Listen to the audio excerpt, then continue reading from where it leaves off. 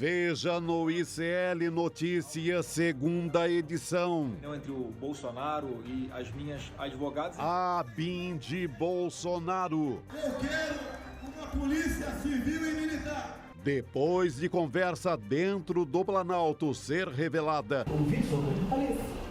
Ele tem a polícia civil nas mãos. Envolvidos na trama fazem guerra de versões. Havia o aval e o conhecimento do presidente. Na cola de Carluxo. Carlos Bolsonaro deve ter sigilo bancário de conta que mantém nos Estados Unidos quebrado. Em xeque. Autoproclamado o mais eficiente do mundo, Serviço Secreto dos Estados Unidos é questionado por não ter impedido atentado contra Donald Trump. O ICL Notícias, segunda edição, está no ar.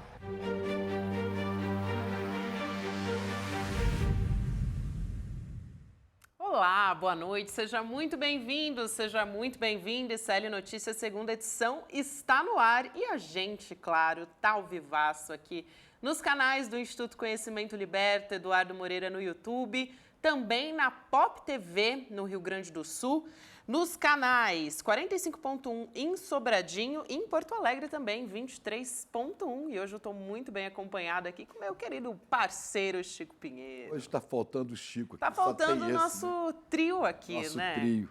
Eu sempre acompanhado dos Chicos. Mas, ó, muito boa noite ao vivaço para você e para você da comunidade CL. Estou vendo aqui quanta gente, olha.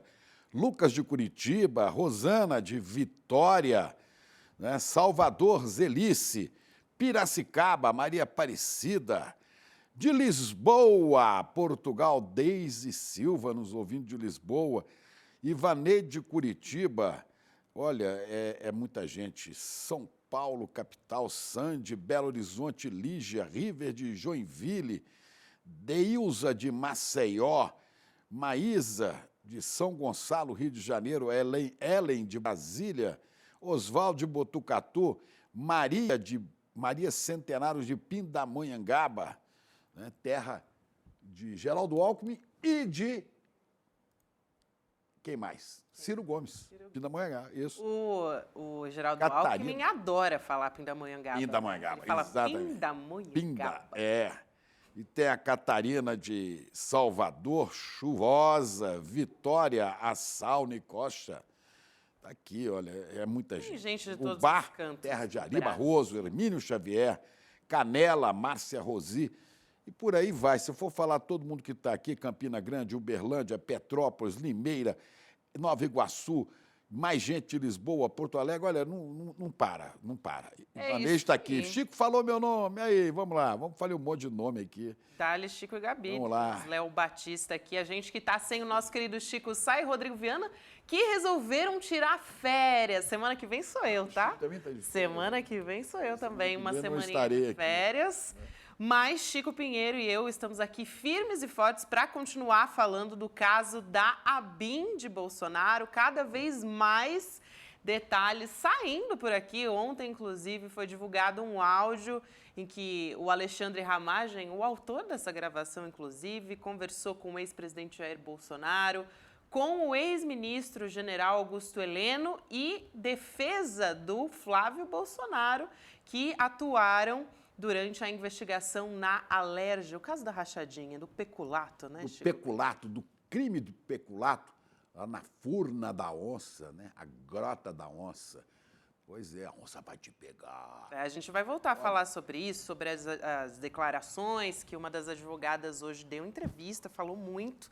A gente vai falar sobre isso e a gente vai também relembrar, né, Chico? Todas essas histórias que estão rondando aí o clã Bolsonaro, tá ficando cada vez pior, né? Vamos tocando para frente. Eu vou só juntar as coisas aqui para tentar jogar alguma luz no meio desta confusão tremenda, né? É difícil. O Jair gostava sempre de dizer, de citar, como se ele fosse um militante evangélico, só que não tem visto ele nos templos, você tem? Tem visto o Jair nos templos? Olha, tempo só que eu a vejo Michele ele orando. Bolsonaro, né? A Michele Bolsonaro, e quando ela sobe no palanque durante as manifestações, aí ela tem uma incorpora, fala ela bem... fala línguas e tal, né? Pois é, o Jair gostava de aparecer nos tempos, agora tem aparecido pouco, Não, mergulhar tá em no campanha, Jordão. Não está em campanha. E citar sempre o evangelista João, capítulo 8, versículo 32 a 36. Conhecereis a verdade vos libertará. Olha, é bom tomar cuidado, que a verdade pode libertar uns, mas meter outros na cadeia, viu? Vamos começar aqui buscando alguma coisa de verdade? A gente sabe que a ABIN, Agência de Bisbilhotagem Interna e Negócios, né? Podia ser, né? A ABIN, que era chefiada pelo delegado, agora deputado e candidato Alexandre Ramagem, andou tentando bisbilhotar a vida de auditores da Receita para livrar a pele de Flávio. Logo senador. depois da denúncia do MP do Rio, né? Contra o Logo Flávio depois Bolsonaro. da denúncia que ele cometia crime de peculato, Isso. confirmado pelo seu Queiroz, seu chefe de gabinete. Ontem, bom, houve uma reunião, acho que todo mundo está sabendo disso, mas houve uma reunião no gabinete do Palácio do Planalto, onde estavam presentes as advogadas de Flávio, o general Augusto Heleno, o próprio, o Alexandre Ramagem e as duas advogadas, a Luciana e a Juliana Bierrenbach, a Luciana Pires e a Juliana Bierrenbach. Essa turma se reuniu ali para saber como contra-atacar, como defender Flávio nas denúncias que ele recebia de peculato. Flávio hoje está estridente, está assim, isso tudo é invenção do gabinete do ódio da esquerda. Agora ele acha que o gabinete do ódio é da esquerda. É essa esquerda, a gente vai ver ele falando. Ele sempre joga... Um monte de bobagem, hein? Ele sempre joga, né, como se não fosse uma invenção da extrema-direita, né, que surgiu ali no governo Bolsonaro, o gabinete do ódio, que é público e notório essa história. Claro. Gabi, vamos tentar entender um pouco essa história, né? Porque cada um traz uma versão, né? E não é o gabinete do ódio.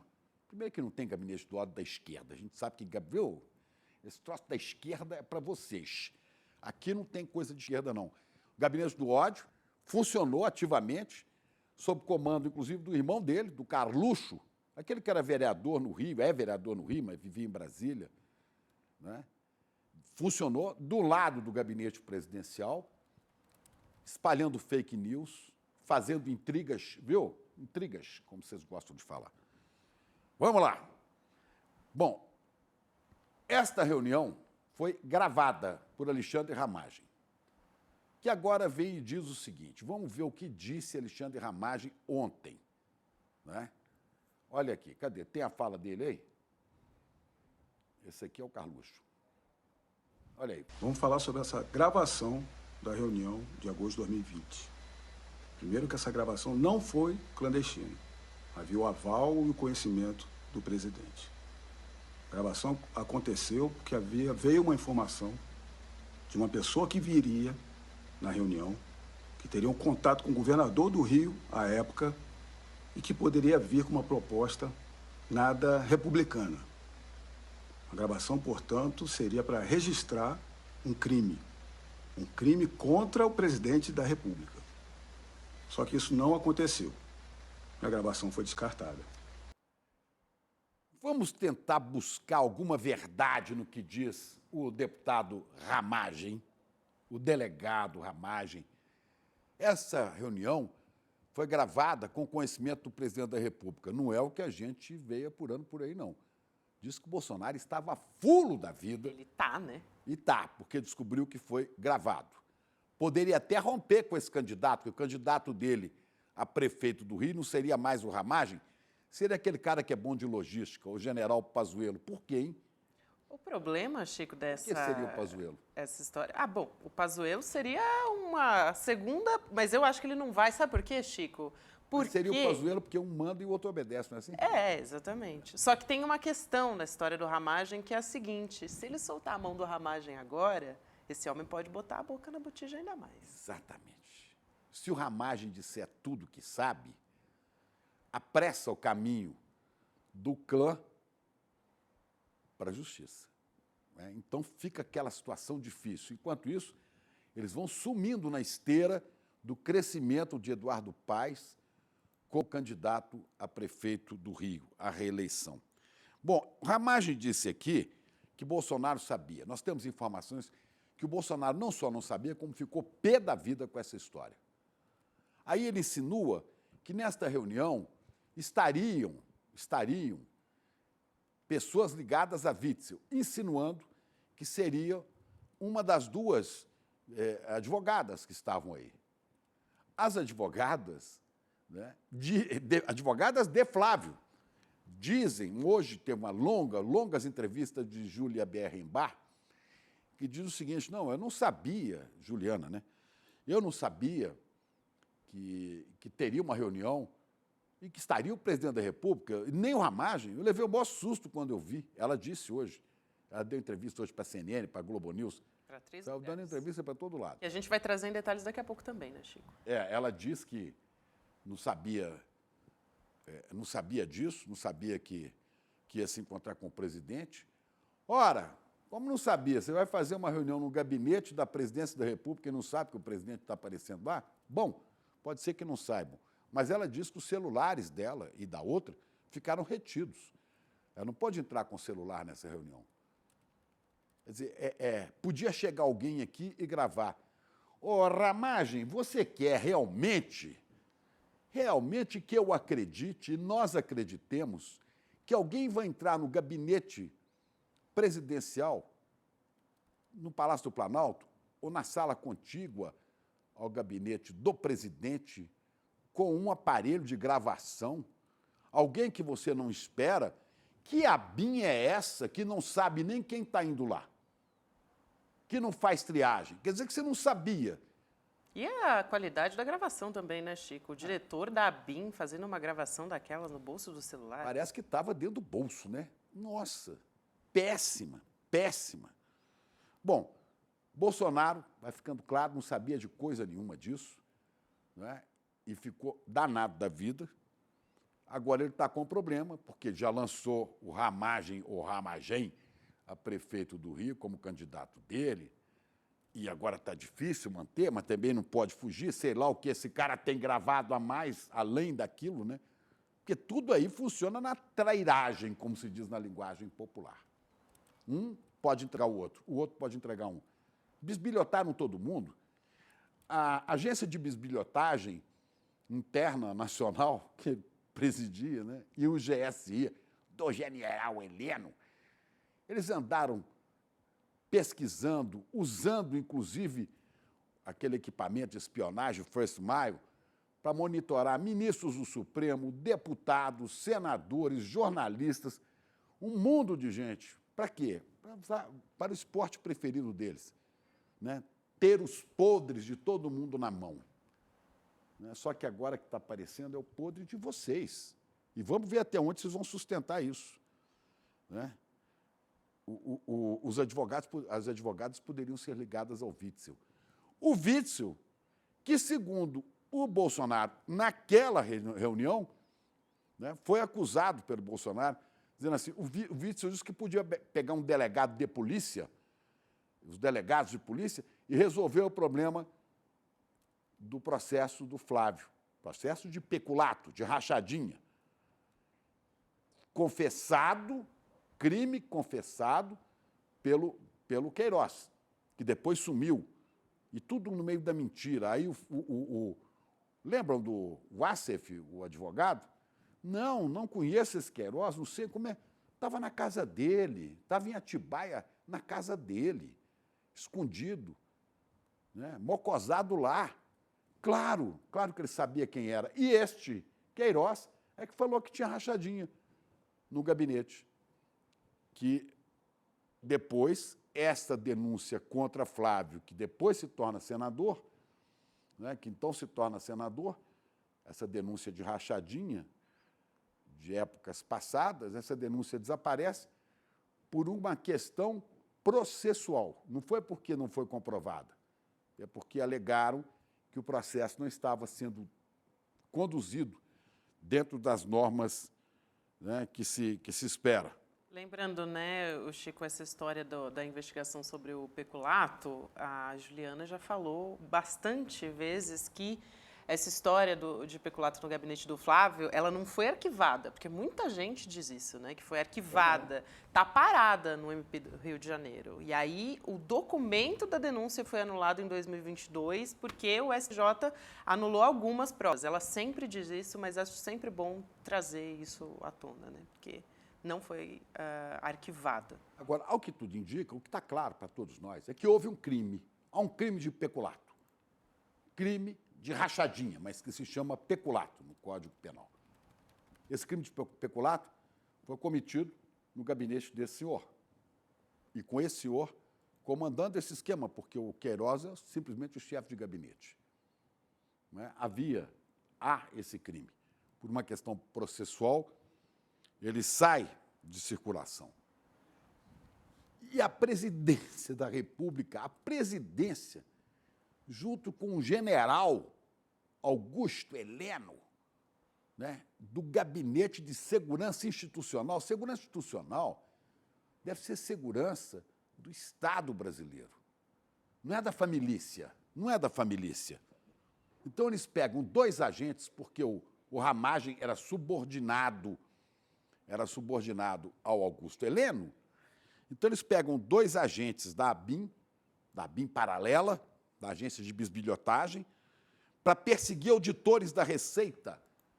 E parece que a ordem era, vamos descobrir os podres dele. Por quê? Porque esses auditores da Receita estavam fiscalizando, estavam na cola da movimentação financeira atípica, irrespondível do senhor Flávio, que quer fazer todo mundo acreditar que os imóveis que ele tem, né, se devem ao lucro da sua fantástica loja de chocolates, ou então do seu escritório de advocacia, que nunca soubemos onde funcionou. Quer dizer, é esta confusão toda, é sobre essa confusão toda que nós queremos luzes, nós queremos clarear isso. Conhecereis a verdade. Agora eu vou completar com e a verdade vos aprisionará. Não é? Não é? E aí eu termino com outra citação bíblica. Mais condizente com o momento, né, que a gente está vivendo. É Evangelho de Lucas. Lembrando que Lucas, quando diz isso no Evangelho, está falando de juízo final. Não é ainda o juízo final. É o juízo final. A vitória do bem contra o mal. Quero ter olhos para ver. A maldade desaparecer. Não é o juízo final. É o juízo das instituições do judiciário brasileiro. Inclusive que tem, entre os seus membros, Alexandre de Moraes, o Xandão, de quem vocês tanto têm medo. Então, Lucas, no seu Evangelho, capítulo 12, versículos 2 e 3, diz o seguinte: olha, não há nada escondido que não venha a ser revelado, nem oculto que não venha a ser conhecido. O que vocês disseram no escuro será ouvido à luz do dia. O que sussurraram nos ouvidos dentro de casa será proclamado nos telhados. Com gravações e tudo mais. E não vem do gabinete do ódio da esquerda não, viu, seu Flávio? Vai vir com a investigação da Polícia Federal e com a ação da Justiça Brasileira. Que está a todo vapor, né, o Chico? A gente continua repetindo a divulgação dessa conversa, dessa reunião, que foi uma bomba, gente. Ontem caiu como uma bomba na cabeça de todos os brasileiros, mais uma, né?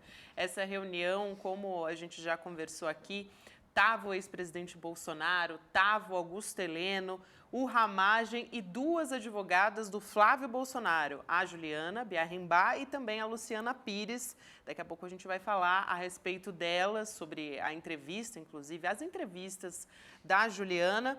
Essa reunião aconteceu em agosto de 2020, nessa época lá no Palácio do Planalto, e estava querendo blindar o Flávio, um dos filhos do Bolsonaro, que estava sendo investigado por conta das rachadinhas no gabinete dele, acusação de peculato, né? E aí, a partir dessa conversa, a ABIN de Bolsonaro, chefiada pelo Alexandre Ramagem, nessa época, teria começado a bisbilhotar quem? Os auditores da Receita. Ou seja, a gravação que foi feita pelo Ramagem revela os crimes começando ali, em série, de fato, né? A partir dessa gravação. E o Ramagem, vamos ficar ligado amanhã também, porque ele vai depor a Polícia Federal. Por Amanhã, isso, 3 horas da tarde. Exatamente, à tarde. Então, no ICL Notícias segunda edição, a gente vai trazer tudo que a gente souber a respeito disso. Todos os detalhes vão começar a sair por ali, se ele vai contar mais coisas. A Juliana Dalpiva também já disse que tem outros áudios que podem sim aparecer, que o Ramagem pode ter gravado contra outros agentes políticos aí envolvendo o clã Bolsonaro. Então, vamos ficar ligado nessa história, Chico. E a Heloísa Vilela já está aqui para conversar com a gente, para puxar alguns fios dessa história. Um deles sobre o Wilson Witzel, que era governador do Rio de Janeiro e que, na época, era aliado de primeira hora do bolsonarismo do Jair Bolsonaro. E no áudio ele fala sobre o Witzel, né? Ele diz que ele prometeu, Bolsonaro, né, nesse áudio, nessa gravação, resolver a investigação sobre a rachadinha do senador Flávio Bolsonaro em troca de uma vaga no Supremo Tribunal Federal para o Witzel, né? Então, vamos chamar a Elô aqui. Indicado dele, né? É, indicado dele, exatamente. Seria, né? A gente vai rever esse trecho, mas antes vou dar boa noite para nossa querida Elô, que está chegando aqui para falar com a gente. Mais um dia repercutindo essa bomba, Elô. Opa, Elô, cadê o som da Elô? Queremos ouvir a voz de Heloísa Vilela. Agora vai, agora vai. Tá ouvindo? Acho que o microfone dela está desligado. Hello! Ela volta já para conversar com a gente. Hello, hello. Não consegue esqueci. ouvir. Agora Agora sim! Olha. Agora Aí. sim, ouvimos, Heloísa. Boa noite. Hello. Fui. Alô, fui eu que esqueci de ligar o microfone. Ah, Fiquei Elô, ouvindo você pode vocês tudo. aqui, Ótimo. esqueci de ligar o Você microfone. pode tudo, Elô, você pode tudo. Mas olha, mais um dia de repercussão dessa bomba que tem estilhaço para tudo quanto é lado, né? Tem E estilhaço. parece que é só... Oi, é só pontinha do iceberg, porque vem muito mais por aí, né? Tem Então, estilhaço, hoje eu tem saí gente também para respondendo, detalhar né, Elô? algumas coisas. Oh, se tem gente tentando responder, tentando se explicar, Você tentando pode se safar, escolher né? o bicho, né? Ou você puxa uma pena e vem o galinheiro inteiro em vez de vir uma galinha, ou você dá uma enxadada em vez de vir uma minhoca, vem o minhocal inteiro, né? Pois é. Tudo que você mexe nessa Eu vou ficar com o família. minhocal, Chico. Minhocal, né? Vou ficar Acho que com é o mais minhocal. condizente. Vamos Que é com o coisa de minhocal. subterrâneos, né? De lama. As Isso, entranhas, exato. exatamente. Vamos assistir esse primeiro vídeo que traz aqui o áudio, né, na verdade, do Bolsonaro falando sobre o Witzel, esse trecho que o ex-governador do Rio respondeu também já. Então vamos assistir. O ano passado, mesmo ano, encontrei com o Vitor, não tinha esse problemão, bem querido, não lembro, ele falou, resolve o caso do Flávio, me dá uma vaga no Supremo. Aí, quem falou? Para quem seria? O Vitor? Olha só, então, na sequência, Elô, só para trazer aqui a informação completa, eu já passo para ti, ele diz assim, o Witzel: jamais ofereci qualquer tipo de auxílio a qualquer um durante meu governo. O presidente Jair Bolsonaro, essa parte é muito boa, o presidente Jair Bolsonaro deve ter se confundido, e não foi a primeira vez que mencionou conversas que nunca tivemos, seja por confusão mental, diante de suas inúmeras preocupações, seja por acreditar que eu faria o que hoje se está verificando com a ABIN e a Polícia Federal. Olha essa resposta, né, gente? O Witzel foi Olha, Você é seja manso. por confusão mental diante das várias preocupações, ou seja, Bolsonaro está de olho aí em vários motivos para ser preso, deve estar muito preocupado, se confundiu. Agora, Witzel não é exatamente Silva, não é exatamente João, José, não é um nome muito fácil de confundir, né? Vamos combinar. E acho que o pior de tudo dessa gravação é o Ramagem ter vindo a público dizer que eles estavam ali para gravar um ilícito, eles estavam ali porque a ideia é que eles iam pegar o Witzel com essa história. Então, iam gravar uma prova de que o Witzel estava tentando fazer algo ilícito. Aí, em vez de denunciar o cara para a polícia, não. Eles vão se reunir no Palácio do Planalto. Sim, super Assim, normal, né, não Elô? cola, a coisa não fecha. Super normal. É isso que se faz todo dia no governo da República Federativa do Brasil, né? Se reunir no Palácio para tramar coisas e gravar e guardar para a posteridade a gravação. É uma Inclusive, maravilha, até o né? Ramagem fala sobre isso. Mas o Witzel foi Não é, grosso. ô Chico, naquela resposta do Ramagem, que ele fala assim: a gente quis gravar porque iam vir com uma proposta não muito Alguém entraria aqui para republicana. gravar. Nada republicano. É. Alguém viria aqui para gravar e levar as coisas para o Witzel, mas gravar como? Você entra, quer dizer que é assim a nossa segurança institucional, você entra no gabinete presidencial, levando o gravador e gravando o presidente, só o Ramagem faz isso, porque nenhuma outra visita faria. E se viesse mais alguém de fora, não entraria. Não, Chico, o que mais, né? Se o cara diz que... encontrei com ele no começo do ano, sei lá, no meio do ano, quando ele fala, um tempo atrás, e ele me propôs isso, desce ordem de prisão o cara na mesma hora. Não é? Ele estava propondo um ilícito. Era só prender, manda prender, chama a polícia, esteja preso.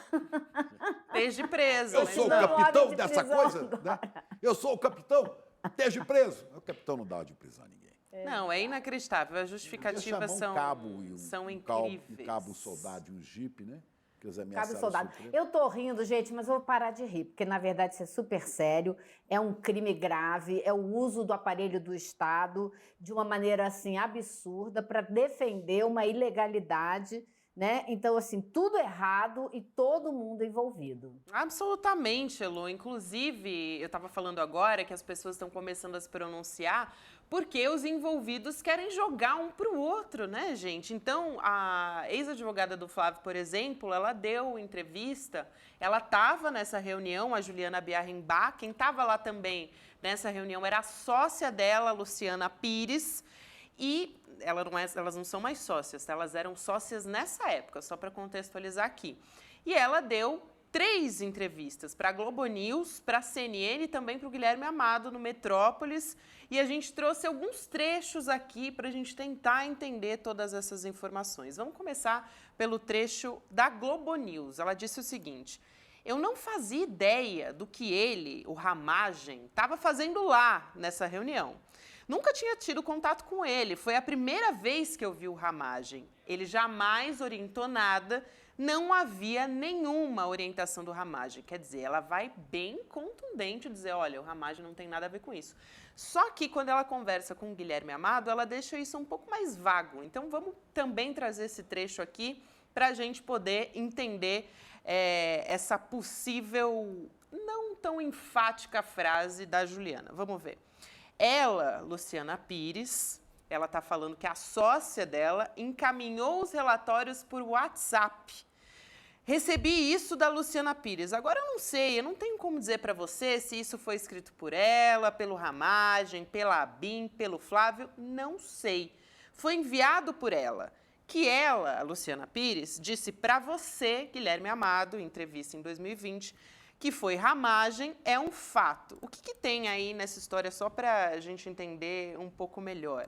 Ela e a Luciana eram sócias e aí ela precisava de orientações para inocentar o Flávio Bolsonaro. Então, eles estavam articulando, tanto que nessa reunião acontece a mesma coisa. E aí ela diz que ela recebe esses relatórios da Luciana, que são 3, segundo ela, pelo WhatsApp para orientar essa inocência do Flávio. E aí, esses relatórios, segundo ela, eram muito tolos. Mas aí ela diz, olha, se foi a Luciana mesmo, se foi o Ramagem, se foi a ABIN, se foi pelo Flávio, eu não sei. Eu só sei que eu recebi isso pelo WhatsApp. E aí, em 2022, né, Lô, só para eu poder te passar também, ela e a Luciana romperam, as duas advogadas. Então, é importante, elas eram sócias e elas romperam logo depois. E a Luciana Pires não quis também se pronunciar, dizer o motivo. Ela disse que foram questões pessoais que eu prefiro não expor. Ela falou isso para a coluna do Igor Gadelha no Metrópolis, Elô. Vamos lá, número 1, ela não sabia que ia encontrar com o Ramagem nessa reunião no Palácio do Planalto. Então, quem chamou ela para a reunião? Quem a chamou para a reunião? Foi o Bolsonaro? Foi o presidente Bolsonaro, ela ia encontrar com o Bolsonaro no Palácio do Planalto para discutir a situação legal do Flávio. Alguém tem que ter chamado essa mulher. Ela disse hoje que ela não foi lá porque ela teve um sonho. Ela disse que ficou espantadíssima quando ela viu pela primeira vez o presidente Bolsonaro. Ela disse que foi lá procurar o general Augusto Heleno, do Gabinete de Segurança Institucional, para investigar a questão do peculato do senador Flávio, né? Que ela foi lá para isso. Mas ela teve uma surpresa porque ela encontrou duas pessoas que ela nunca tinha visto, um Ramagem e o outro o presidente da República. Não é? O presidente da República. E ainda perguntada... aí ela recebe esses relatórios. Esses relatórios são polícia, já né? o produto... Esses relatórios já são o resultado do pedido que ela fez ao Ramagem, ao Bolsonaro, porque ajudassem o trabalho delas de contra-investigação para poder desfazer todo o processo e tentar acabar com o processo sem ter que discutir o mérito, sem ter que discutir a acusação que pesa contra o Flávio. Elas queriam discutir só os trâmites, dizendo que eles estavam incorretos. E aí, o que elas foram fazer? Elas foram buscar uma história antiga. E hoje eu conversei com o presidente do Sindifisco, o Isaac Falcão, que, coitado, está de férias, mas o Ramagem não deixa ninguém descansar, né? Então ele está de férias, está tendo que responder um monte de coisa.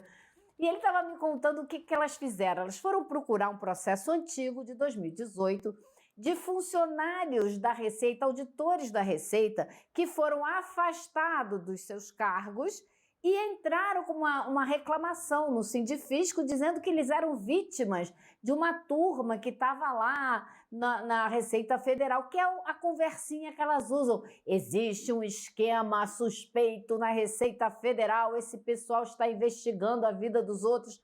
Aí quando eu fui ver quem é, essa história, aliás, não deu em nada, foi investigado, foi para a AGU, foi para a CGU, não deu em nada. Eles não tinham a menor razão de reclamar. Quando eu fui pesquisar quem eram as pessoas, esses funcionários que estavam levantando essas acusações contra os auditores da Receita Federal, um deles foi demitido. Sabe por quê? Ele estava vendendo e não estava entregando respiradores durante a pandemia. Por isso ele foi afastado. O outro era irmão do homem que era responsável pela administração dos hospitais federais no Rio de Janeiro durante o governo Bolsonaro. Um terceiro era casado com uma amiga da Juliana, advogada. Então, esse pessoal se reuniu com essas advogadas para tentar reavivar essa história que era mentirosa e que não tinha dado em nada.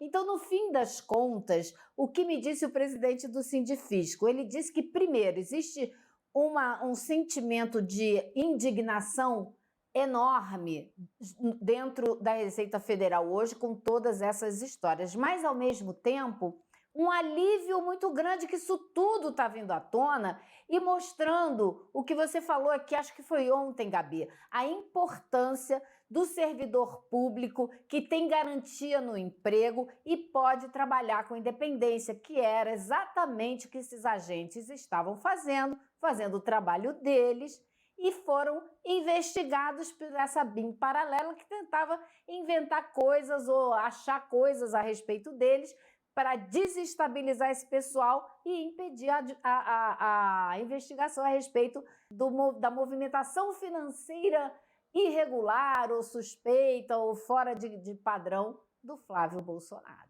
Fundamental essa sua fala, Elo, e essa conversa com o Sindifisco, né? Porque aí eles vêm dizer, não, gente, o presidente do sindicato não tem irregularidade nenhuma, porque é isso que as advogadas do Flávio estão alegando, né? O acesso dos dados, aos dados do senador, do Flávio Bolsonaro, foi irregular, e esse acesso não foi. Irregular é usar o aparelho do Estado, incluindo o presidente da República, um general que é ministro do Gabinete de Segurança Institucional, a agência de bisbilhotagem deles, a ABIN, é usar tudo isso, né, para tentar blindar um sujeito que é acusado de um crime de peculato. Porque se você, Lu, recebe informação de que auditores da Receita tramando contra você para te pegar de alguma maneira, E se você souber disso, olha, realmente estão tramando. Você vai o quê? Você vai à polícia, você vai à Corregedoria da Receita, sei lá o que tem lá, você vai ao Ministério Público. Não, eu vou ao Gabinete de Segurança Institucional. Eu vou falar com o presidente da República.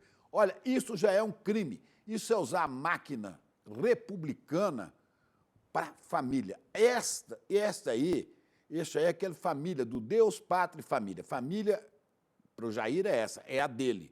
E aí você pode usar o Estado, pode dizer o que quiser, né? Agora, tem mais, viu, Chico? Porque... Tem que rir mesmo. Porque elas, nessa reunião, elas estavam tentando convencer o Heleno, o Ramagem, e o Bolsonaro pediu isso, uma intervenção no SERPRO e na Receita para fazer esse levantamento, saber quem foi atrás dos dados do Flávio e quando, etc. E aí elas mencionam o nome do secretário da Receita na época, o tal do Tostes. José Tostes. E elas falam, esse cara é legal, esse cara é confiável, esse cara é bacana. E realmente elas vão lá no Tostes, logo em seguida, depois dessa reunião. E ele indefere o pedido, ele diz, não posso fazer esse levantamento. Acontece que depois ele foi lá e fez. Mandou levantar os dados. E quando levantou os dados, não deu em nada. Não tinha o que mostrar. E aí ele foi lá e entregou os dados para elas e elas viram que morreu na praia essa tentativa de incriminar o pessoal, os auditores da Receita. Pois é, o SERPRO, só para a gente contextualizar, é o Serviço de Processamento de Dados, né, que a gente está aqui o tempo inteiro falando, e lógico, esse caso já está disseminado, a gente está falando o tempo inteiro, mas é bom a gente sempre lembrar, né, para as pessoas poderem aqui entender do que a gente está falando. Era justamente o acesso, né, a Receita solicitou um acesso formal a esse serviço de dados. E o cara do processamento de dados é o Gustavo Canuto, que hoje, tadinho, foi citado. Uma repórter hoje, eu estava assistindo na Globo News, falou assim, não, porque o cara que foi procurado é o Márcio Canuto, pelo amor de Deus, Márcio Canuto não, esse é meu irmão, isso tem nada a ver com essa história. Mas só tem o mesmo uma repórter da Globo, é o Márcio Canuto, o Márcio Canuto não tem nada a ver com essa lambança. Tadinho, é o cara do bem. Ele não merece esse ato falho. Mas é isso, agir toda a estrutura do Estado, né? É. Agora, sabe por que não mexem com a Ramagem? Porque o Ramagem pode fazer aquilo que o Witzel preconizava, com as informações que tem, arminha, atirar na cabecinha. Na cabecinha de quem? De quem está lá em cima, ou estava. Agora, Chico, eu acho que também, agora já era, né? Porque se ele tem gravações que ele pode usar contra parentes e amigos e o próprio Bolsonaro, agora a polícia também tem. Porque ela pegou a nuvem dele, ela pegou o computador, o laptop, ela pegou o telefone, ela pegou tudo. Então, o que ele tem, a Polícia Federal com certeza também tem. E vai vir muita coisa à tona ainda.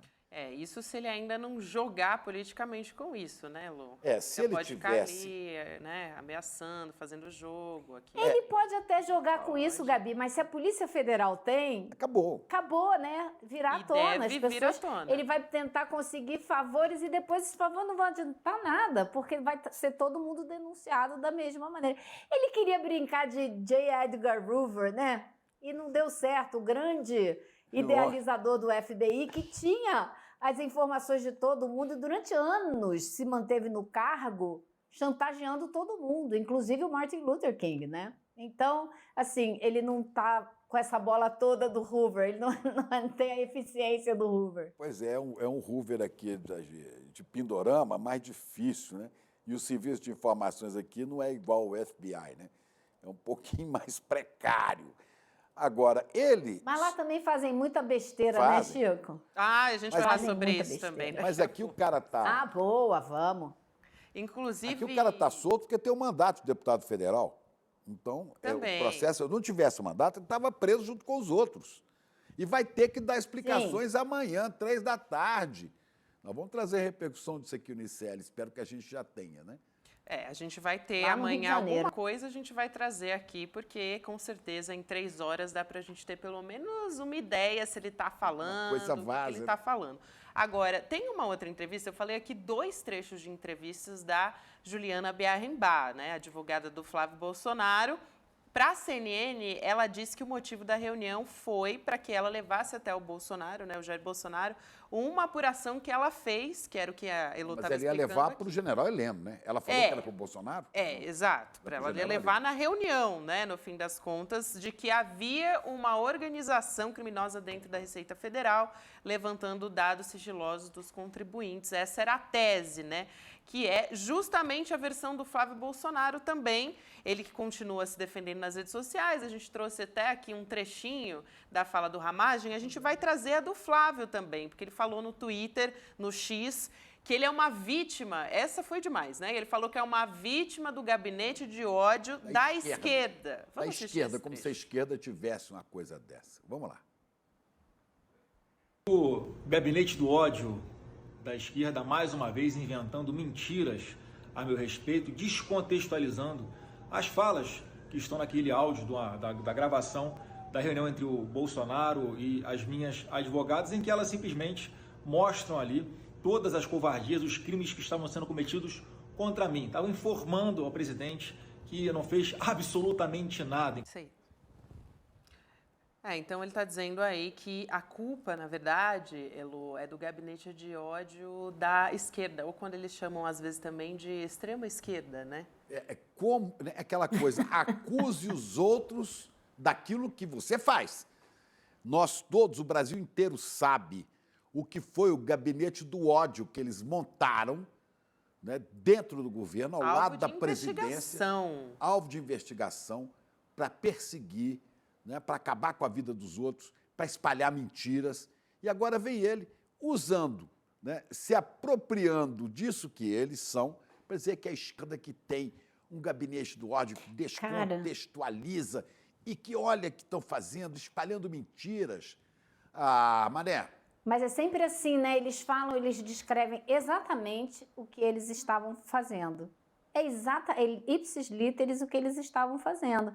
Tentando produzir informações falsas, tentando encontrar coisas. O relatório da BIM é um absurdo. Eles falam de pessoas, essa daí a gente tem que futucar até a unha para encontrar alguma coisa, e vão investigar a vida de todo mundo, e montam aquele sistema de distribuição de mentiras, né, usando algumas mídias sociais que replicam tudo que eles vão entregando. E os caras no relatório da BIM morrendo de rir que conseguiram emplacar mais uma mentira nas mídias. Olha, é uma loucura, realmente uma loucura. E cola, né? Com a base ainda cola, com a extrema-direita cola. Não cola porque é a turma que acredita, né? A gente mostrou ontem aqui na Paulista, um bando deles, né, gritando, assassino, Lula assassino, por causa da tentativa de matar o Trump, dizendo que Lula que é responsável por isso.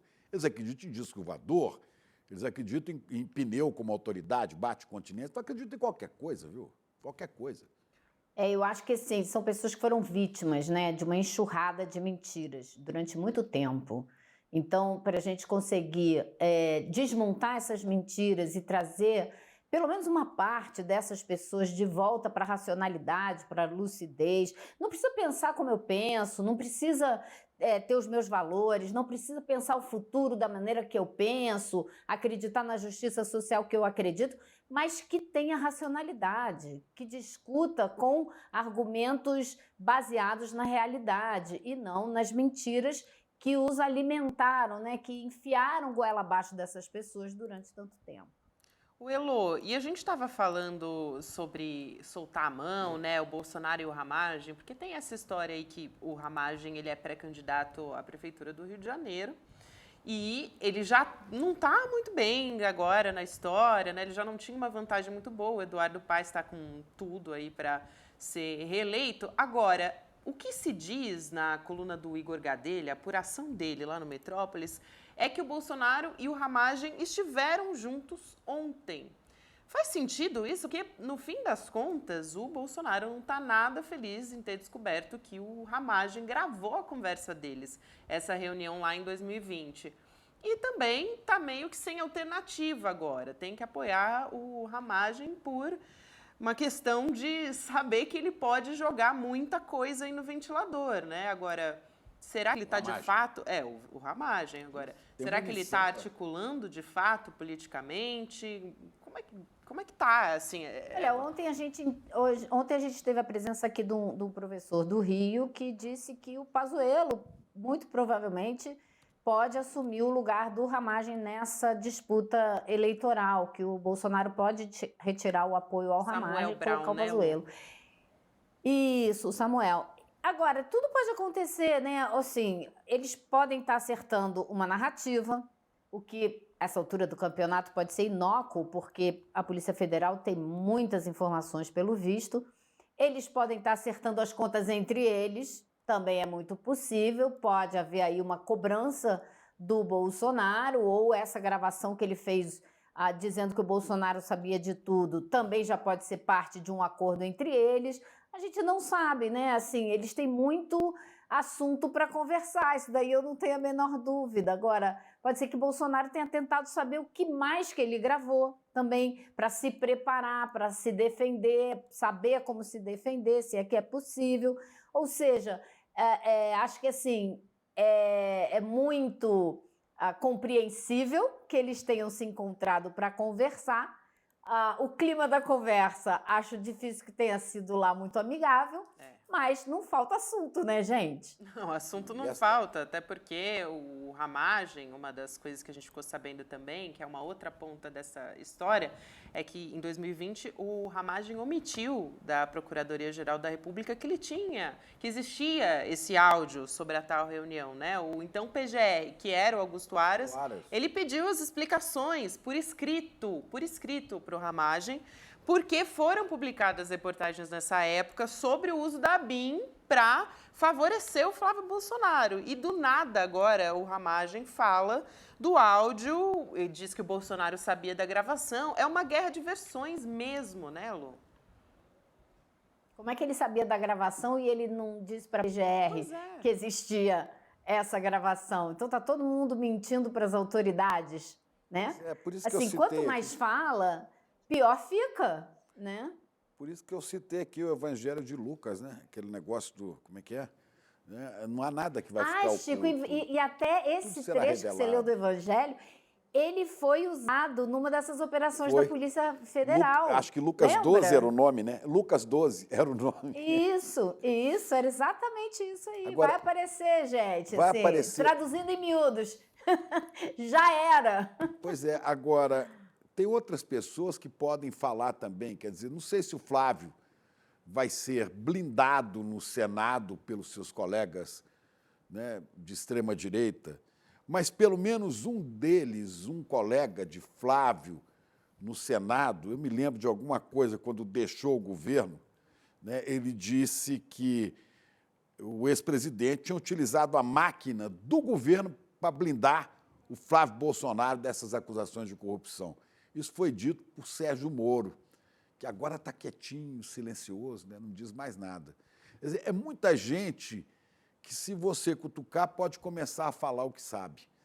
E lembrando que o Bolsonaro fala nessa reunião de 49 milhões de reais a movimentação com o peculato da Furna da Onça. E o filho dele seria o principal artífice desse negócio, né?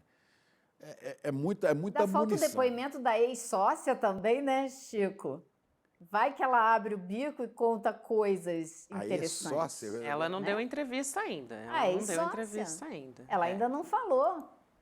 A advogada, a outra advogada. Ah, sim. Exato, a Luciana Pires. Vamos trazer aqui para... Você falou de ex-sócia, eu me lembrei aqui, sabe de quê? Porque eu falei assim, quem sabe a Joyce resolve falar mais do que sabe, porque a Joyce é uma que sabia muito, né?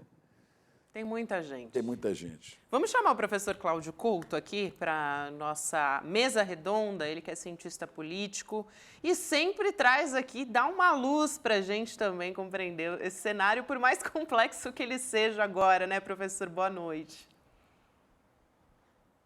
Não estamos ouvindo ainda o professor, né? Será que é aqui? Ó, o microfone. Vocês não estão me ouvindo? Agora sim. Fala, professor. Gozado, porque estava tudo aqui aparentemente funcionando. Bem, boa noite para todo mundo agora. Professor, eu queria trazer mais um elemento aqui, a gente está conversando sobre a ABIN de Bolsonaro, E a Polícia Federal vai pedir a quebra de sigilo fiscal do Carlos Bolsonaro, do Carluxo, para verificar se ele teve uma conta bancária nos Estados Unidos. E aí, qual que é a ideia dos investigadores, né? É saber se a conta atribuída a ele era declarada de fato, porque a não declaração, né, de contas no exterior pode configurar crime de evasão de divisas. E aí, os dados sobre a existência da conta estão no inquérito que está investigando justamente o monitoramento, ou melhor, os monitoramentos, porque foram vários, né, ilegais, das autoridades, jornalistas, políticos, enfim, da ABIN de Bolsonaro. E esse documento traz uma carta escrita pelo Carlos em inglês à instituição financeira Truist Bank, na Flórida. Então, isso pode ser importante também. Queria te ouvir sobre mais esse enrosco envolvendo o clã Bolsonaro, porque essa história da ABIN envolve não só o ex-presidente, como também os filhos, né? Todos eles. Agora o Carluxo, né? Sim. O Carluxo, na realidade, se a gente for pensar um pouco mais, ele já tem um certo envolvimento com essa questão da ABIN, desde aquela ideia que ele tinha originalmente, por exemplo, de importar aquele equipamento, né, de Israel para poder fazer monitoramento de eventuais desafetos, né, fazer a sua ABIN paralela, como se chamava, que no fim a gente está descobrindo que nem é tão paralela assim, era a ABIN propriamente dita que funcionava. E aí me parece que essa é a relação eventualmente mais forte que o Carlos Bolsonaro possa ter com essa investigação toda da ABIN. Eu ainda não consegui entender muito bem... Pegasus, né, professor, que você está falando? Só para... Pegasus, isso. Me havia escapado aqui o nome do equipamento. O Pegasus, isso mesmo. Né? Agora, eu não consegui entender muito bem no que essa questão da conta no exterior exatamente se vincula com isso. Claro, você pode eventualmente ter aí um caso de evasão de divisas, embora, enfim, a gente sabe que não é um crime, é perfeitamente normal as pessoas eventualmente terem uma conta fora do país. Eu mesmo, quando morei nos Estados Unidos por um ano, lá recebia numa conta americana, né, que abri lá durante aquele período que fiquei lá durante um ano. Depois, quando voltei para o Brasil, encerrei a conta, né, não tive mais nenhuma relação ali com o banco. Então, as pessoas podem, eventualmente, abrir. E aí, o problema é até relativamente simples de resolver, né? Tá no imposto de renda? Não tá no imposto de renda. Se tiver no imposto de renda, tá tudo resolvido. Não tem nenhum problema. Ele declarou, colocou o que tinha ali e tudo mais. Está declarada uma conta perfeitamente legal. O que me causa estranheza é que até agora, depois dessa divulgação da notícia, o Carlos Bolsonaro não tenha vindo a público, por exemplo, dizer isso. Falou, olha, não sei por que estão fazendo carnaval em cima dessa conta, ela consta do meu imposto de renda do ano tal. Mas que receita? Porque ele que já... Mas que receita? O salário de vereador dele? Receita com salário de vereador? Então, onde esse rapaz já trabalhou na vida? Fora... Não é? A Polícia Federal, né? Vão pedir à Polícia Federal a quebra de sigilo fiscal. Eu tô falando, dele, veja, né? eu tô falando só da conta, né? Você pode ter a conta. Como é que você leva o dinheiro para lá? É outra história.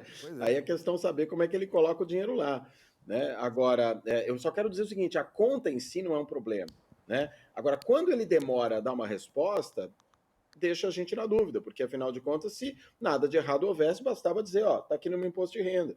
Até porque quem é candidato, né, quem ocupa cargo público eletivo, como é o caso, ele precisa, inclusive, fazer uma prestação de contas dos seus bens. Não é o imposto de renda, mas é uma outra prestação de contas dos seus bens. E ali deveria também constar essa conta no exterior. Se não consta, a gente tem aí mais um problema de omissão de informação. Pois bem. Eu fico imaginando se isso não é só... Esse é o fragmento de informação que a gente tem até o momento. Mas se existe uma preocupação da Polícia Federal com isso, é porque eles talvez saibam de muito mais do que a gente imagina, né? Pode ser que seja uma conta que eles já identificaram como destino de movimentação financeira suspeita, por exemplo, né? Sim. Então, assim, rachadinha, claro, por exemplo, que a polícia uma hipótese apenas. Origem do dinheiro que foi parar lá. Eles podem ter detectado um volume de dinheiro numa conta e agora eles estão percebendo que ela pode ser o veículo, o instrumento para depósito de dinheiro conseguido de uma maneira não muito honesta. Não sei, a gente não sabe, mas eu só queria dizer isso, é que a Polícia Federal, quando vai fazer alguma coisa, é porque ela tem outros indícios, né? E que ela não vai apresentar para a gente. Ô, Elô, eu ia Não, dizer acho que você aqui tem razão. também. Desculpa, Faz todo professor. sentido. Pode concluir, depois Imagina. eu falo. Pode ir lá. Não, não, era só concordando com o Elô. Pode falar, pode falar. Não, eu ia dizer, porque a gente está falando aqui do Carlos Bolsonaro e a Juliana Dalpiva está acompanhando essa história toda desde o princípio. Amanhã ela vai trazer reportagem especial, a gente pode dizer bomba mesmo, no ICL Notícias, primeira edição. Tem bomba de Juliana Dalpiva, envolvendo justamente Carlos Bolsonaro. Então, imperdível, a partir das 8 horas da manhã, vale a pena trazer aqui. ICL Notícias N1. Ela que vem fazendo essa investigação com a equipe dela, na coluna, com o Igor Melo, também a Carla Gamba. Eles amanhã vão trazer novidades a respeito desse caso. Vale a pena a gente acompanhar. Agora, a gente está conversando aqui, né, Chico, professor, Elô, a gente está falando muito da repercussão dos áudios, principalmente porque saiu agora essa história, né, do Bolsonaro com o Ramagem, o Augusto Heleno, mas isso faz parte de uma história muito maior, né, assim, envolvendo, a gente chama de ABIN de Bolsonaro, ABIN paralela, mas enfim. Seu PowerPoint. A gente tem um PowerPoint para trazer, tentar amarrar pouquinho essa história. Ideia de Dallagnol. A gente vai trazer para dar uma relembrada nas ramificações desse caso da ABIN do Bolsonaro. Então, tem o favorecimento da família Bolsonaro, tem o monitoramento do caso Marielle, espionagem ilegal, minuta do golpe, CPI da Covid, e também ataques ao Supremo Tribunal Federal e eleições. Professor, eu quero te perguntar a respeito disso, só para a gente recapitular, né? Eu trouxe aqui um pouco amplificado o que envolve essa ABIN do Bolsonaro. Mas o que está chamando a atenção hoje, que a gente vinha muito discutindo aqui com a Elô, é essa guerra de versões, porque agora está todo mundo se pronunciando ou então rebatendo versões e tudo mais. E uma coisa que chama a atenção é o elemento Ramagem e o elemento Bolsonaro, porque o Bolsonaro apoia a pré-candidatura do Ramagem, só que o Ramagem diz, não, o Bolsonaro sabia sim que a reunião estava sendo gravada. E o Bolsonaro, que dizem que ele está pé da vida com essa história, que ele não sabia. Então, tem uma divisão dentro do bolsonarismo. O que impede o Bolsonaro de soltar a mão do Ramagem é mesmo, talvez, um receio dele abrir a boca, falar mais, porque amanhã, de fato, ele vai falar com a Polícia Federal, né? Olha, pode ser, né? Porque realmente a primeira notícia que saiu foi essa de que o Bolsonaro estava em fúria com o Ramagem por ter gravado essa reunião. Depois veio essa história muito estranha, né? De que teria sido gravada, na realidade, por conta de uma preocupação que havia com a chegada de um emissário do governador Witzel, né? Que levaria, segundo o Ramagem, propostas não republicanas. Só uma coisa, o emissário seria uma das duas advogadas ou é outro emissário? Se é outro emissário, eu gostaria de saber como é que um emissário, uma outra pessoa, entraria neste gabinete e ainda gravar alguma coisa com o celular. É só tonto para acreditar numa história dessa, né? Um emissário vai chegar no Palácio do Planalto e vai entrar no gabinete presidencial. Pois é, era muito estranho mesmo, né? Como é que alguém chega para uma reunião sem ter sido agendada com aquela pessoa, né? Sem ela estar na lista de participantes daquela reunião. Talvez, enfim, a gente poderia até imaginar que era alguém que havia agendado, né? Ou que realmente, né, fosse um recado que chegasse por uma das advogadas, eventualmente, que atuam também, né, no estado do Rio de Janeiro. Mas, sei lá, é uma história muito estranha, para dizer o mínimo, né? Ela não parece fazer muito sentido, e ainda a gente poderia se perguntar o seguinte: se nada de problemático houvesse nessa gravação, por que alguém, né, tão experiente, né, um ex-policial federal, chefe da ABIN, guardou por tanto tempo no seu computador uma gravação tão desimportante?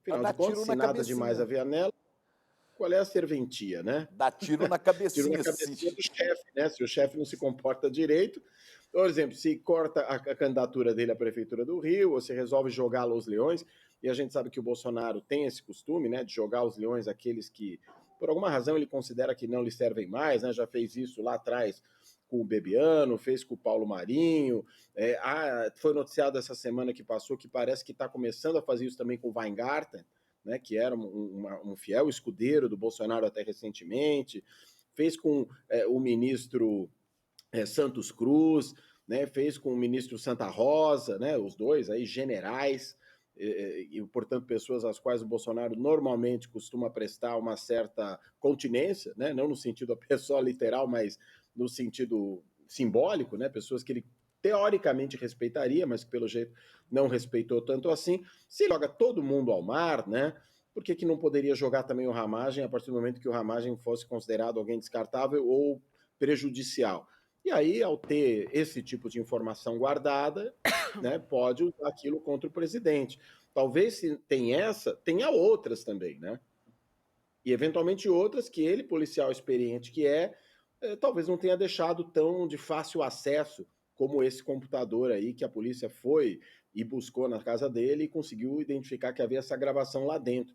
Talvez porque, nesse caso aí, ele achasse que pudesse servir eventualmente como alerta. Estamos aqui especulando, né? Não sabemos exatamente o que passa pela cabeça. O que me parece estranho são duas coisas. Primeiro, essa justificativa de que era uma gravação para alguém que sequer foi à reunião e uma gravação que foi guardada. E a gente vê que aí, nessa gravação, o que se nota é que houve ali a advocacia administrativa, o que é crime. E aí, havendo advocacia administrativa, né? Tentar fazer com que agentes públicos atuem em prol do interesse de alguém. E, nesse caso, ainda de forma ilícita. A despeito daquilo que as advogadas alegam, que até pode eventualmente fazer sentido, aí, mas isso deveria ter sido discutido nas instâncias competentes, por via judicial, fazendo uma petição e tudo mais, pode ter havido, eventualmente, excesso por parte do pessoal da Receita, naquele processo de fiscalização, do pessoal do COAF, tudo bem. Se houve, por que não foi a um juiz e pediu para fazer todo esse rastreamento, ver se realmente aquilo não foi preparado com antecedência? Por que fez esse atalho, né? Vai conversar pessoalmente com o secretário da Receita, vai conversar pessoalmente com o diretor do SERPRO, em vez de fazer isso pela via devida, que é a via judicial, né? E resolve isso numa reunião dentro do Palácio do Planalto, ali diretamente com o presidente da República, estabelecendo estratégias de defesa para o filho do presidente que sequer estava lá. É tudo muito esquisito, né? E aí essa justificativa não cola, ela não parece alguma coisa que seja capaz de parar em pé, e aí a gente fica se perguntando, afinal de contas, será que só existe essa gravação? Existem outras? O que o Ramagem pretendeu, né, ao guardar um áudio como esse? O que se diz nos bastidores é que tem, né, Lu?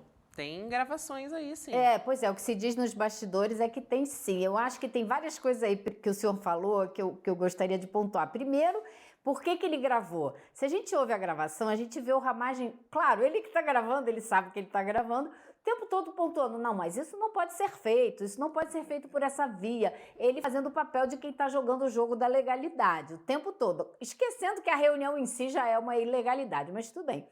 O outro ponto é o seguinte, dizem que ele tem outras gravações, então ele com certeza pode ter outras que ele guardou de uma maneira mais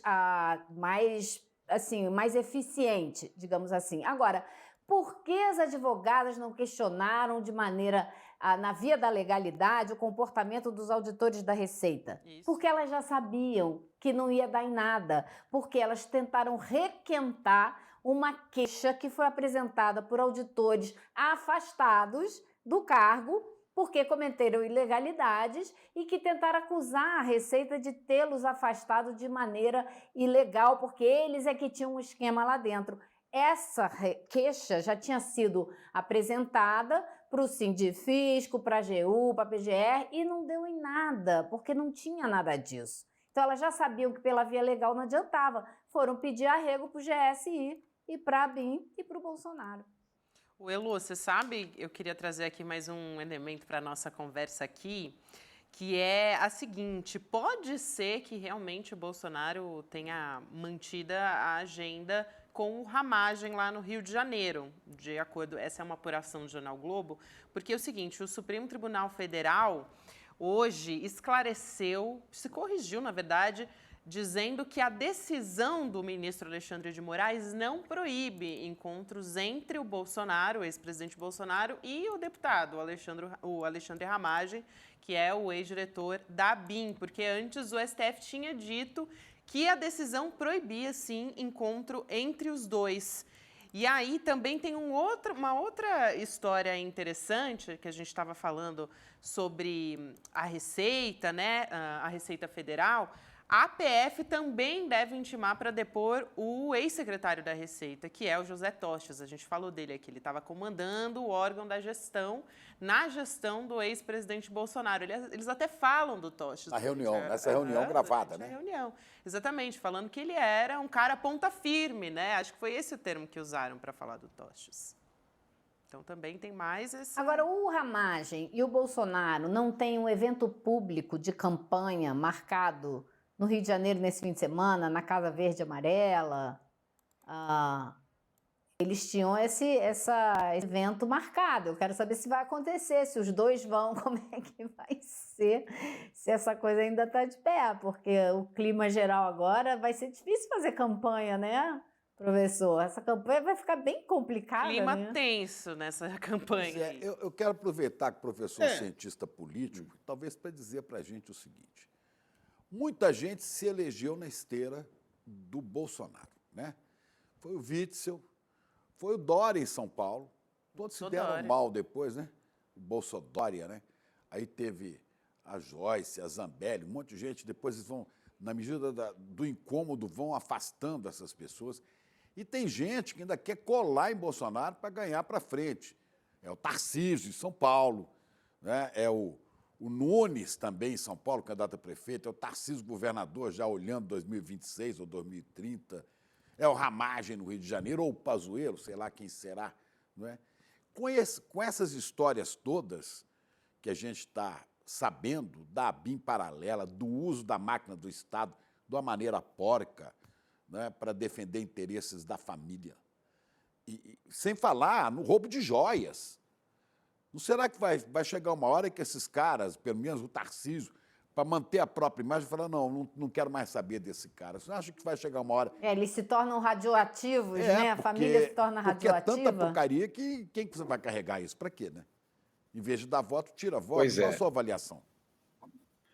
Na verdade, se a gente olhar bem, já tira bastante voto, né? Algumas pesquisas têm mostrado, por exemplo, que quando você pergunta como as pessoas votariam sabendo que um determinado candidato é apoiado pelo Bolsonaro, há um grande número de eleitores que dizem que não votariam nesse candidato de modo algum, né? Isso, sobretudo, por exemplo, no caso aqui de São Paulo, da capital, né? No interior, evidentemente, menos, né? Pesquisas também mostram isso, mas no caso da capital, isso é muito claro. O que o prefeito, por exemplo, de São Paulo, agora, só para a gente pegar o caso dele como referência, está fazendo, o Ricardo Nunes, é se basear nesse apoio ao Bolsonaro, ao ponto, inclusive, de dizer que o 8 de janeiro não foi nada demais, né? Não foi tentativa de golpe. Olha a que ponto o sujeito chega, né? De dizer que o 8 de janeiro não foi nada demais. Bem, enfim, é porque ele acredita que, pelo menos com isso, ele atrai os votos bolsonaristas, ainda mais agora que ele percebe que pode perder uma parte desses votos, né, para esse outro candidato que apareceu agora na disputa, que é o Pablo Marçal, né, aquele coach, ou sei lá o que, o coach da montanha, né, que levou as pessoas lá para a montanha e todo mundo se perdeu, né? Enfim, diante disso, ele acha que consegue alguma coisa, mas a gente sabe que na hora que foi explorado também o quanto essa vinculação ela é nociva à cidade de São Paulo, né, o quanto ter o bolsonarismo presente na cidade de São Paulo significa trazer para a cidade de São Paulo as práticas do bolsonarismo, eu acredito que isso pode se mostrar prejudicial ao prefeito. Não sei se o suficiente para, evidentemente, impedi-lo de, no fim das contas, ganhar a eleição. Afinal de contas, tem a máquina na mão, né, tem uma série de vantagens que quem ocupa o cargo normalmente tem. Tanto que a regra costuma ser a da reeleição e não a da não reeleição. Então, o prefeito tem essa vantagem, mas eu acho que ele corre riscos. E alguns, eventualmente, mais à frente. Mas, por enquanto, acho que vários deles se baseiam nessa possibilidade de conseguir, pelo menos, garantir que aquela parcela, que não é pequena, do eleitorado, né? Quando a gente olha para o Brasil como um todo, estamos falando de alguma coisa em torno de 25% a 30% dos eleitores. Isso é bastante coisa. Algumas regiões mais. Se a gente vai para o sul do país, né, sobretudo Santa Catarina, se a gente vai para o centro-oeste do país, exatamente, né, ali o cinturão do agronegócio, a gente vai ver que você tem ali um eleitorado bolsonarista que é muito fiel e que pode ser útil para esses candidatos mais à frente. Tanto que não é só o Tarcísio, a gente está vendo o Caiado também se perfilando ao lado dele, o Zema tenta fazer isso também, mas parece que não está sendo tão bem sucedido nessa tentativa, né? E ainda consegue muitas vezes esses aí combinar essa situação com essa condição que é muito esquisita, né, do indivíduo ser percebido por muita gente, e pior, vendido por muita gente, como uma coisa que não faz o menor sentido, que é o bolsonarista moderado. Né? Falar em bolsonarista moderado é mais ou menos como falar em palmeirense corintiano, né? É mais ou menos, né? É palmeirense, como mas falar ele é um em tanto subir para corintiano, baixo, né? E descer para cima. É um negócio que não tem o menor cabimento. Né? Mas tem gente que acredita, né? E vai falar, né? Que pode ser um bolsonarista moderado. O Tarcísio, por exemplo, tenta se vender assim, né? Uma parte do tempo assume ali uma fala mansa, enquanto a polícia dele está matando gente a rodo, né, fazendo chacina na Baixada Santista, enquanto ele tem um secretário de segurança que diz que policial que não matou pelo menos 3 não merece respeito. É esse o bolsonarista moderado, né? Enfim. Professor Cláudio Couto, obrigada mais uma vez por hoje. Sempre um prazer te receber aqui. O Cláudio Couto, que é cientista político. Prazer te receber, professor. Até mais. Obrigado, Vivian. Prazer também estar com vocês. Gabi, a Vivi é de manhã. Vivi é de manhã. É que a gente é muito parecida, são duas cacheadas. Desculpa. É que tá engraçado porque é verdade, vocês duas têm o cabelo vermelho. E duas cacheadas. Aí também a gente não ajuda. E duas né? cacheadas. Acredite se quiser, eu já fui cacheado. Houve um dia. Mas faz muito tempo. Faz muito tempo. Essa é uma revelação bombástica. Quem viu, viu. Quem viu, viu. Quem não viu, só em fotografia. Quem não viu, ficou sabendo aqui no ICL. É isso. Exatamente. Gabi, desculpa a confusão. Imagina, professor. Um prazer te receber aqui sempre. Então tá bom. Obrigada. Até mais. Até mais. Tchau, até mais, gente.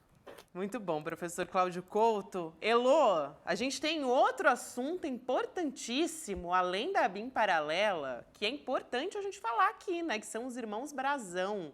Chiquinho e Domingos Brazão, que são apontados como os mandantes do caso Marielle. E eles prestaram depoimento hoje na Comissão de Ética da Câmara. O Chiquinho, só para a gente trazer quem é quem, né? O Chiquinho é o deputado federal e o Domingos é o conselheiro do Tribunal de Contas do Estado do Rio de Janeiro. Foi deputado estadual no Rio de Janeiro, né? E depois conselheiro do Tribunal de Contas do Estado. Isso. E eles estão presos desde março justamente porque veio à tona essa história, né? De que eles são realmente os mandantes. Elô, você estava acompanhando essa história aí também, né? Como é que foi? O que eles trouxeram de novo? Ou não foi nada de novo também na comissão? Conta pra gente. Olha, hoje foi o segundo dia de depoimentos nessa comissão de ética para decidir se caça o mandato do Chiquinho ou não. E aí o Domingos, depois, para, obviamente, defender o mandato do irmão, pediu muito à comissão de ética que não tome essa medida, porque, afinal de contas, é muito drástica, blá, blá, blá. Mas chorou no final, pediu a Deus, e foi uma situação e tanto. Mas ele depois, por um bom tempo. Agora, todos os temas que os deputados apresentaram, né, a contratação de uma pessoa que era mãe de um traficante conhecido, que ele recomendou a contratação na Alerj, coisas desse gênero, ele negou, disse que não conhece. Bilhete encontrado por ele recomendando também uma outra contratação, ele disse nunca soube disso, isso não existe. Ou seja, ele simplesmente negou todas não sei se eu posso chamar de provas, mas todas as informações que existem a respeito do comportamento dele, envolvimento dele com milícias do Rio de Janeiro, ele simplesmente negou tudo. E os deputados tinham lá uma série de dados, né, que foram apresentados. Ele simplesmente negou, disse que desconhece, e aí disse que até hoje não teve direito de ser ouvido, que não foi ouvido pela Polícia Federal, que já perdeu 20 quilos e etc. E defendeu da maneira que pôde o mandato do irmão, pedindo muito, quase implorando para que ele não seja cassado. Então eu acho assim que informação nova não teve, mas eu achei impressionante a capacidade dele de simplesmente negar tudo que foi encontrado no gabinete dele. Ele nega que exista ou que ele conheça. Enfim, foi impressionante, eu diria, viu? Não, é impressionante mesmo, Elô. Eu acho que mais importante até, né, do que os irmãos Brazão falando foi realmente o Rivaldo, dizendo que nunca teve relação com os irmãos Brazão, né? O ex-delegado. O ex-delegado, o Rivaldo. Agora, Então, você tem a sensação de que eles estão presos desde março, né? Eles e o Rivaldo. Você não tem a sensação de que ainda há coisa para aparecer nesse caso do assassinato de Marielle Anderson? Eu acho que eles estando presos, né, a chance é maior de que apareçam mais detalhes. Agora eu me lembrei de uma coisa interessante. Ele chamou Rony Lessa de psicopata. Ele chamou forte, Rony né? Lessa, Apesar de que, de fato... o autoproclamado assassino de Marielle, não é isso? Né? Que confessou diz que o crime. se encontrou com eles, né? Isso, então, ele tentando desqualificar o Rony Lessa, porque, claro, o Rony Lessa o implica como mandante, né, do crime. Então, ele chamou com muita raiva o Rony Lessa de psicopata. Mas eu acho que sim, Chico, eu acho que ainda tem muita coisa para aparecer, mas a investigação andou um bocado, né, no último ano, coisa que não aconteceu durante o governo Bolsonaro, coincidência ou não, mas a coisa não andou, e de repente Flávio Dino assumiu o Ministério da Justiça e a coisa andou, né? Então, bastante interessante isso, mas eu acho que está caminhando, né? E que chegue ao porteiro do Vivendas da Barra Pesada, né? Que chegue ao porteiro. Vamos continuar acompanhando a história, porque, de fato, agora andou e a gente continua acompanhando tudo que está saindo. Elô, a gente tem muita coisa para falar também sobre eleições nos Estados Unidos, gente. Depois que o Trump tomou aquele tiro lá no começo, todo mundo viu as imagens, né? Foi a imagem, talvez, do ano, aquela foto do Trump, né? Com ele com o punho para cima e tudo mais. E ele fez a primeira aparição depois desse tiro lá no comício. Ele sofreu esse atentado no sábado, né? Essa imagem que eu falei e tudo mais, na Pensilvânia. E aí, ele apareceu agora com um curativo na orelha. Olha só, a gente está vendo as imagens agora. Para você que está só ouvindo a gente, vale a pena dar uma olhada como o Trump apareceu na convenção do Partido Republicano, que oficializou o Trump como candidato nas eleições nos Estados Unidos, que vão acontecer em novembro. Mas foi um dia importante também, até porque, Lu, ficou definido quem vai ser o nome do candidato à vice-presidência, né? Que é o que está se falando muito desde ontem.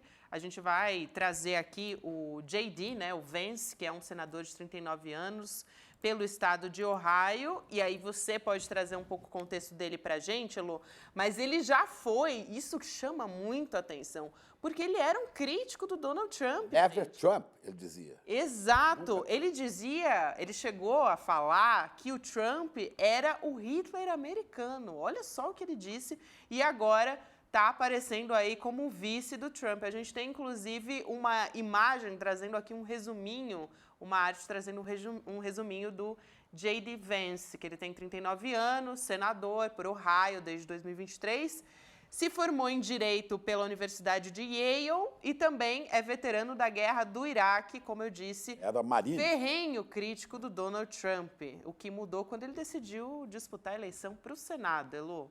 O ano passado. Tem outro ponto importante da história, da curta história política dele, né? Porque ele passou só um ano no Senado, que ele escreveu um livro que se tornou um filme super elogiado, né? Super bem recebido pela crítica. Era uma vez um sonho, com a Glenn Close, que conta justamente a história de um rapaz típico do meio oeste dos Estados Unidos, pobre, que conseguiu se formar em direito, vencer na vida, mas mostra bem como é que é uma família, como eles chamam lá de redneck, né, do interior do meio oeste dos Estados Unidos, pobre, disfuncional e etc.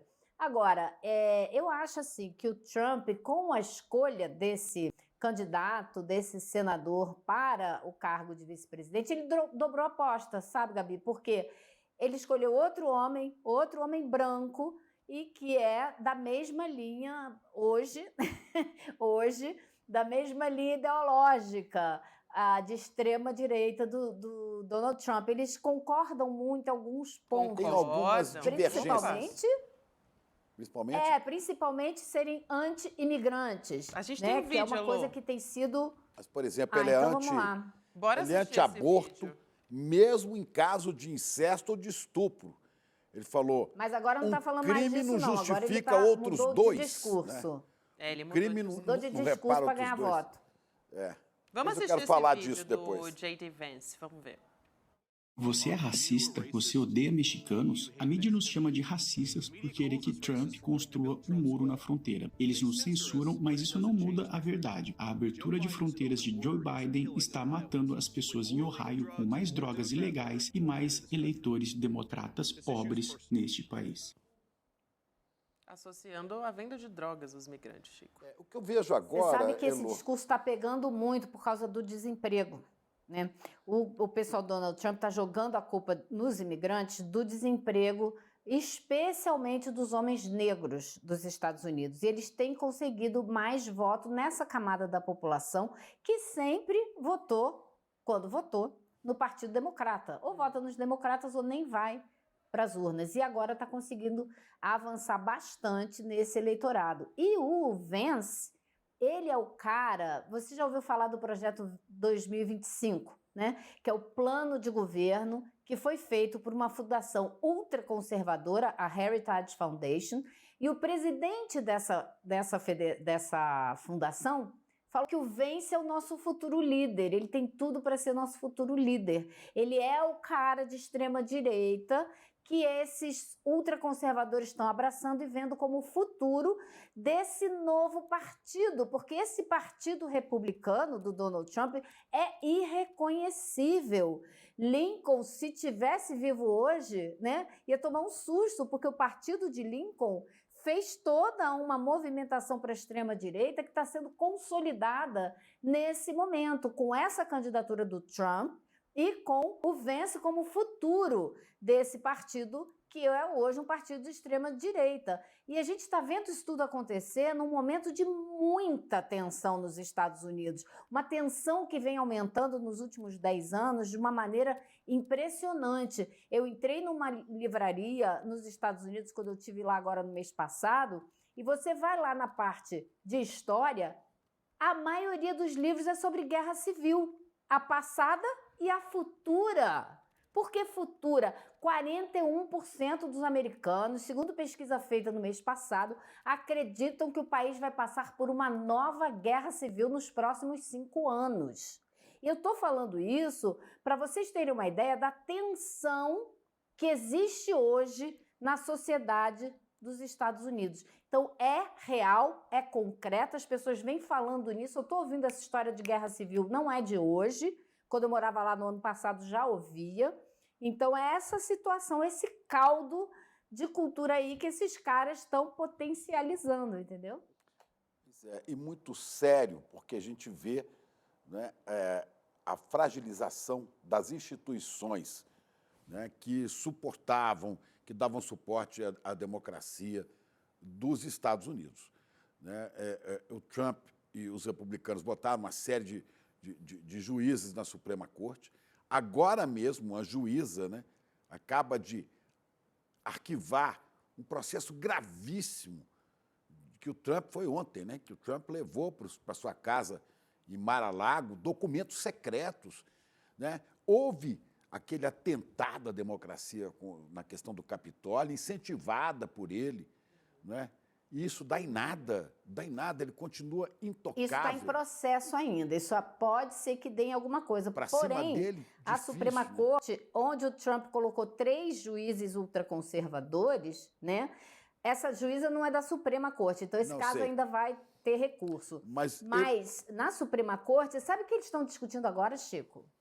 A possibilidade de acabar com todos os mecanismos de fiscalização e controle do mercado financeiro. Acabar com os mecanismos. Tá? Para você ter uma ideia do grau onde isso está chegando, né? Do perigo que se avizinha. E, enquanto isso, a gente tem um Partido Democrata totalmente perdido, discutindo internamente se o candidato vai ser o candidato ou não vai ser. O candidato agora, não quer sair. Hoje saiu a notícia. O candidato não quer liberar a vaga. largar, não quer abrir mão, Joe Biden não quer abrir mão, e a situação é super complicada. E a direção do partido decidiu agora antecipar o que eles chamam de roll call. Roll call é a formalização do candidato a presidente. Eles fazem digamos que é uma chamada, tá? Dos estados, dos delegados dos estados, que acontece dentro da convenção. Mas a convenção democrata só vai acontecer no fim do mês que vem. Então, eles querem antecipar isso para esse mês e fazer via internet, via Zoom, via, sabe, eletrônico, para antecipar e garantir que vai ser ele o candidato. E aí já tem gente dentro do partido organizando carta para exigir que isso não aconteça, que possa ser discutido, que tenha a chance de ser outra... Ou seja, olha, e a eleição o Trump agora, ali no pescoço deles e os caras todos divididos. E a eleição agora, né, mais do que já era, vai ser decidida a partir do emocional, a partir do simbólico. Ninguém vai discutir condições objetivas de nada. Depois do atentado, em que o Trump aparece, fight, né? Isso toma corações e mentes e as pessoas perdem a capacidade, que já não tinham tanto, de refletir, de raciocinar, de dar um voto racional. Vão caminhando para o emocional. E olha o que eu estou observando, que é interessante, né? O Trump agora fala de união nacional. Ele começa a adotar um discurso mais macio e acho que vai continuar assim. Por quê? Porque a galera dele já está completamente dominada. Depois desse atentado, então, ninguém ali muda voto. Então, agora ele quer se mostrar mais edulcorado, né, mais palatável, para tentar pegar um eleitor um pouco indeciso, ou até eleitores democratas que falam assim, mas com o Biden não dá, né, não está com problema na cabeça. São os indecisos, Chico. O negócio todo então, são ele vai os agora ser indecisos, manso. são eles que decidem a eleição. E por isso que ele pegou também esse cara, claro, o Vance. Que ele pega um campo Vance que não era vem dele. De Ohio. Não, e é que ele vem de Ohio, que é um estado que sofreu muito com a desindustrialização. Então, são esses estados, Wisconsin, Michigan, Ohio, Pensilvânia, que tinham muita indústria, que tinham uma economia muito mais pujante, que ao longo dos últimos anos foi perdendo. É nesses estados que ele sabe que ele precisa ganhar. E ele precisa moderar esse discurso para não assustar os indecisos e ganhar esse povo para o lado dele. Então, tá feia a coisa lá, viu? A gente precisa caminhar para o encerramento. Ficará feia para cá, né? E ficará feia para cá, porque há consequências, né, inevitáveis na eleição de um sujeito como esse, um pilantra, eu falo assim, um pilantra. Fortalecimento financeiro da extrema-direita brasileira, é isso que a gente está vendo à frente. E o mundo inteiro, quer dizer, nós somos em vez de estar nas mãos, né, de um bandido que foi presidente da República, que incentivou o ataque ao Capitólio, que aprontou tudo que podia aprontar e está aí impune. E tá aí. E eu falei com a Elo já nos bastidores sobre isso, né? A gente conversando informalmente sobre o quanto o Biden agora tem que pegar nesse discurso também emocional de como o armamento dos Estados Unidos é muito incentivado pelo Trump e pela extrema-direita. É por aí que ele tem que caminhar, né, Lu? Mas a gente vai continuar acompanhando essa história. É papo para um outro ICL Notícias, porque a gente está chegando aqui ao nosso final. Valeu, querida. Um beijo para você. Beijo, pessoal. Beijos, abreijos. Abreijos para a Elo, ela que vai voltar aqui para falar sobre Estados Unidos, sobre o clima das eleições e também a BIM. Tem muito assunto para a gente tratar com a Elo ainda ao longo dessa semana.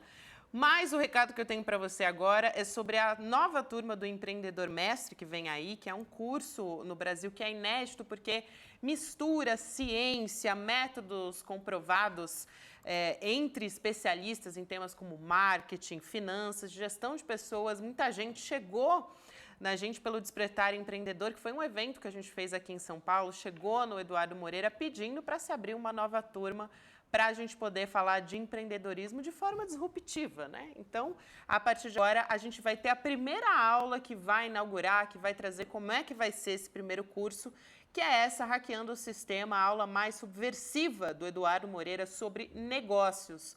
No dia 28 de julho, às 8 horas da noite, inaugurando, então, a segunda turma e a primeiríssima aula do Empreendedor Mestre, que você precisa fazer a sua inscrição para ter acesso a essa aula, a vaga, né?